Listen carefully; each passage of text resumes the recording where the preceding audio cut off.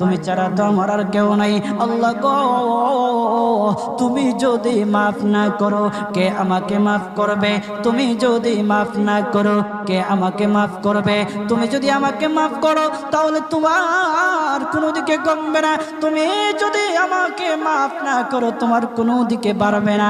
আল্লাহ গো, তুমি আমাকে মাফ করে দাও। সারাটা জীবন অন্যায় কাজ করেছি, সারাটা জীবন নাফরমানি করেছি, আমার কাছে কালেমার দাওয়াত কম আসে নাই, আমার কাছে কালেমার দাওয়াত কম আসে নাই, আমাকে লোকেরা কম বোঝায় নাই। ওগো আল্লাহ, তুমি আমাকে মাফ করে দাও। মাফ না করলে কোথায় যাব, কার কাছে যাব? বাবা যখন মারে তখন মার কাছে আশ্রয় নেওয়া যায়, মা যখন প্রহার করে তখন বাবার কাছে আশ্রয় নেওয়া যায়, বাবা মা যখন প্রহার করে তখন দুনিয়ার কারো না কারো কাছে আশ্রয় নেওয়া যায়। ওগো